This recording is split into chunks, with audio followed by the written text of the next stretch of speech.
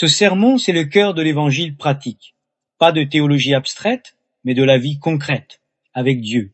Alors, ouvrons nos cœurs. Écoutons chaque mot. Laissons Jésus nous façonner. On commence par le chapitre 5, les béatitudes. Le bonheur selon le ciel, Matthieu 5, versets 1 à 12. Heureux les pauvres en esprit, car le royaume des cieux est à eux. Jésus commence par 9 déclarations de bonheur, mais un bonheur paradoxal. Heureux les pauvres en esprit, ceux qui savent qu'ils ont besoin de Dieu, pas les orgueilleux, mais les humbles. Heureux ceux qui pleurent, pas ceux qui fuient la douleur, mais ceux qui osent pleurer de se repentir, de compassion, de souffrance. Dieu les consolera. Il ne méprise pas les larmes, il récompense. Heureux les débonnaires, les doux, les non-violents, ceux qui ne cherchent pas à dominer. Ils hériteront de la terre parce que Dieu leur confie le vrai pouvoir, celui de l'amour. Heureux ceux qui ont faim et soif de la justice. Pas la justice punitive, mais la justice de Dieu. Réconciliation, restauration, droiture. Ils seront rassasiés par Dieu lui-même. Heureux les miséricordieux. Ceux qui pardonnent, fournissent, relèvent. Ils obtiendront miséricorde parce qu'ils renvoient le cœur de Dieu. Heureux les cœurs purs, ceux qui verront Dieu le Père. Heureux les artisans de paix. Pas les pacifistes passifs, mais ceux qui se réconcilient, qui bâtissent l'unité. Ils seront appelés fils de Dieu parce qu'ils agissent comme lui. Heureux ceux qui sont persécutés pour la justice, ceux qu'on rejette, qu'on insulte à cause de leur fidélité au Christ. Le royaume est à eux, leur récompense est grande dans les cieux. Application dans notre vie, le bonheur de Dieu ne ressemble pas au bonheur du monde. Il naît dans l'humilité, la douleur sanctifiée, la justice aimante, la persécution endurée pour le Christ, c'est un bonheur indestructible. Vous êtes le sel et la lumière. Matthieu 5, versets 13 à 16. Vous êtes le sel de la terre, la lumière du monde. Le sel, il conserve, purifie, donne du goût, relève nos plats. Par nos exemples, c'est ce que les gens verront en nous. La lumière ne sert à rien si elle est cachée. Elle doit briller par vos actes bons, votre joie, votre amour, votre honnêteté envers les autres. Ne vous isolez pas. Ne vivez pas pour vous, aimons. Ouvrons nos cœurs. Jésus accomplit la loi. Et va plus loin. Matthieu 5, versets 17 à 20. Je ne suis pas venu abolir la loi, mais l'accomplir. Jésus ne rejette pas l'ancienne alliance, il le fait plus avec une obéissance du cœur. La religion extérieure ne suffit pas. Dieu regarde le cœur. Être juste, c'est être juste à l'intérieur. La justice du cœur va au-delà des actes. Matthieu 5, versets 21 à 48. Jésus prend 6 exemples pour montrer que la vraie justice commence dans le cœur. Tu ne tueras pas. Mais quiconque se met en colère contre son frère mérite d'être puni par les juges, versets 21 à 26. La colère non maîtrisée, les insultes, c'est déjà du meurtre spirituel. Il faut se réconcilier au plus vite. Tu ne commettras pas d'adultère. Quiconque regarde une femme pour la convoiter, versets 27-30, le péché commence dans le regard, dans le désir.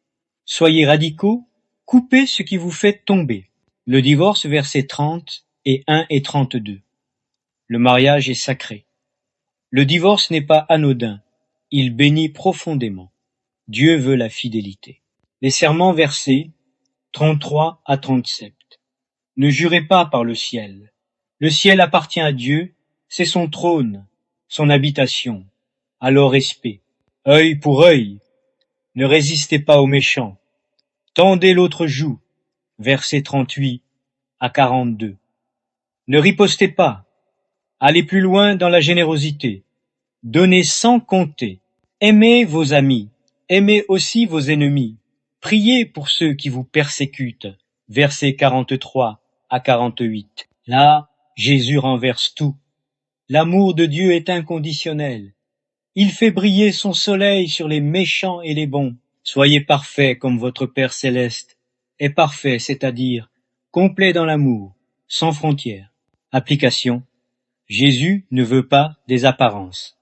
Il veut une transformation. Chapitre 6. Vivre pour Dieu, pas pour les salutations. L'aumône. Faire le bien en secret. Matthieu 6, versets 1 à 4. Gardez-vous de pratiquer votre justice devant les hommes pour en être vus. Ainsi, Jésus dénonce l'hypocrisie, ceux qui aiment être admirés. Enseignement. Quand vous donnez, que votre main gauche ne sache pas ce que fait votre main droite. Faites-le en secret. Dieu, qui voit dans le secret, vous le rendra. Le vrai don vient de Dieu et du cœur. La prière. Parlez à Dieu, pas aux hommes. Matthieu 6, versets 5 à 15. Quand tu pries, entre dans ta chambre, ferme ta porte, et prie ton Père, qui te voit dans le secret, et te le rendra. Jésus critique ceux qui prient en public pour impressionner. Puis il donne le modèle de prière de notre Père. Notre Père qui est aux cieux. Être avec Dieu dans l'intimité et le respect.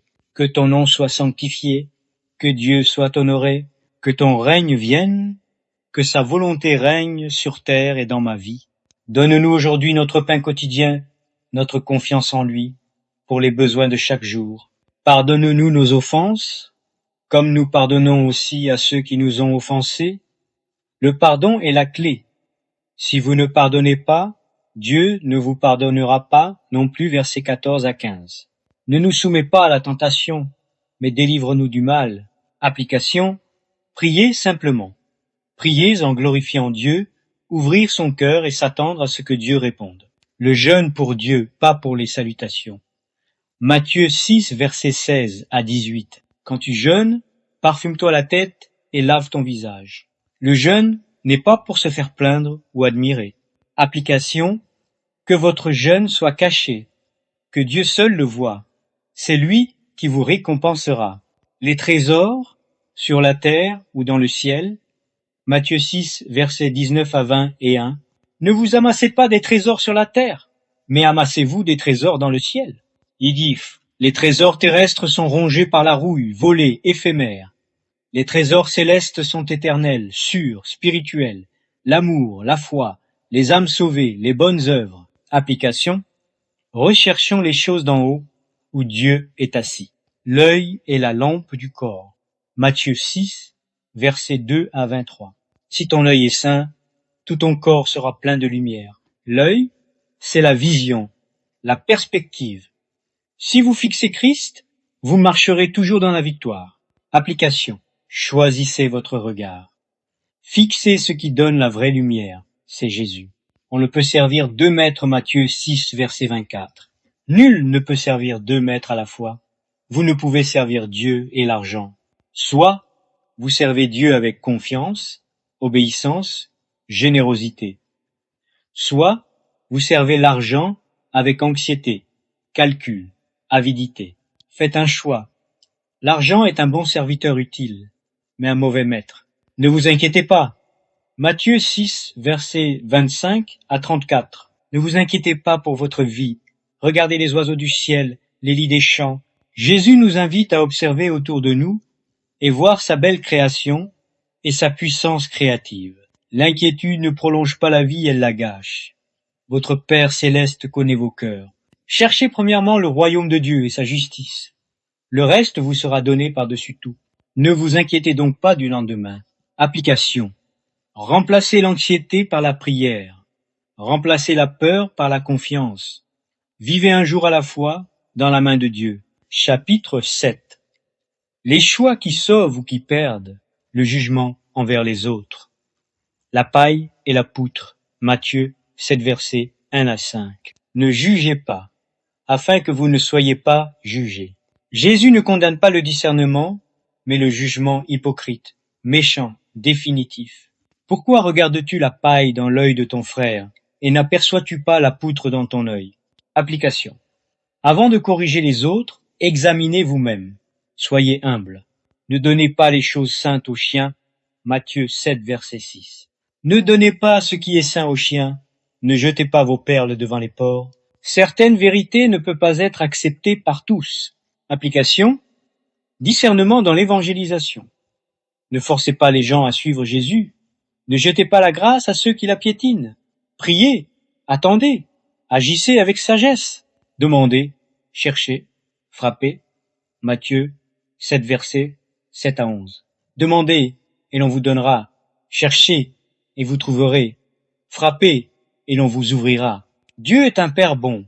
Il donne le Saint-Esprit, le meilleur don, à ceux qui le lui demandent. Priez avec persévérance.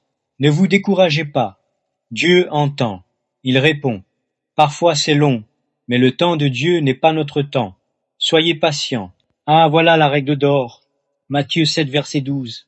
Tout ce que vous voulez que les hommes fassent pour vous, faites-le aussi pour eux. C'est la synthèse de toute la loi et des prophètes. Application. Avant d'agir, demandez-vous, est-ce que j'aimerais qu'on me fasse cela? Si oui, allez-y. Sinon, abstenez-vous. La porte étroite. Matthieu 7, verset 13 à 14. Entrez par la porte étroite, large est la porte, spacieux est le chemin qui mène à la perdition, étroite est la porte, resserrez le chemin qui mène à la vie. La voie large, c'est la plus facile, populaire, confortable, mais mène à la perte. Tandis que la voie étroite demande exigence, persévérance, sacrifice, mais elle mène à la vie éternelle. Ne suivez pas la voie la plus facile, car elle mène à la perdition. Méfiez-vous des faux prophètes. Matthieu 7, versets 15 à 20. Gardez-vous des faux prophètes. On les reconnaît à leurs fruits. Les faux enseignants viennent à vous habillés en brebis. C'est par leurs fruits que vous les reconnaîtrez, leur vie, leurs actes, leurs motivations. Application. Ne croyez pas tout ce qu'on vous dit. Testez les esprits pour savoir s'ils viennent de Dieu le Père. Regardez leur vie, pas seulement leurs paroles, et tout vérifiez à la lumière de la parole de Dieu, comme faisaient les Béréens dans les Actes. Ils reçurent la parole avec beaucoup d'empressement, et ils examinaient chaque jour les Écritures pour voir si ce qu'on leur disait était exact. Actes 17, versets 10 à 12. Matthieu 7, versets 21 à 23. Ceux qui me disent « Seigneur, Seigneur » n'entreront pas tous dans le royaume des cieux, mais celui-là seul qui fait la volonté de mon Père. Beaucoup feront des miracles, prophétiseront, mais Jésus leur dira à son retour « Je ne vous ai jamais connu ». Application, ce n'est pas la déclaration de foi qui sauve, c'est la relation vivante avec le Christ suivie d'obéissance. Pas de grâce bon marché, la grâce a un prix, la croix et la vie transformée. Les deux fondations, Matthieu 7, versets 24 à 27, tout homme qui entend ces paroles et les met en pratique sera semblable à un homme prudent qui a bâti sa maison sur le roc. Mais la maison sur le roc, c'est entendre, obéir à la parole de Jésus, et elle résiste à la tempête. La maison sur le sable, c'est celui qui entend, mais n'obéit pas dès que le vent souffle et que les torrents montent, elle tombe. Application, écouter Jésus ne suffit pas. Il faut lui obéir. Pratiquer ce que l'on sait de sa parole. Nous voilà arrivés à la fin de cette étude et on peut conclure en disant qu'il faut construire sa vie sur le Christ. Chers amis, le sermon sur la montagne, ce n'est pas un examen impossible à réussir. C'est une invitation à vivre dans la grâce, la vérité et la puissance de Jésus. Il ne dit pas « Si vous êtes assez bon, je vous accepterai ». Il dit « Je vous accepte maintenant. Laissez-moi vous transformer ». Ce sermon nous montre le cœur de Dieu miséricordieux, le chemin de la vie humble, obéissant, aimant, le danger des apparences, l'hypocrisie, le jugement, la superficialité, la puissance de la foi pratique, prière, confiance, obéissance. Peut-être que Jésus vous parle aujourd'hui. Peut-être que vous avez besoin de vous repentir de colère, de convoitise, d'hypocrisie. Peut-être que vous avez besoin de pardonner pour être libéré. Peut-être que vous avez besoin de confier vos inquiétudes à Dieu.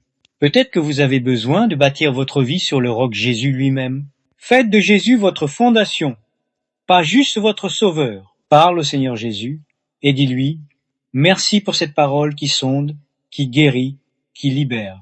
Aujourd'hui, je veux te suivre, pas seulement d'oreille, mais de cœur.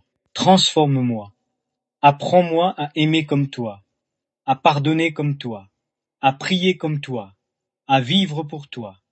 Bâtis ma vie sur le roc, c'est-à-dire sur toi, que je sois le sel et la lumière là où tu m'as placé. Au nom de Jésus. Amen.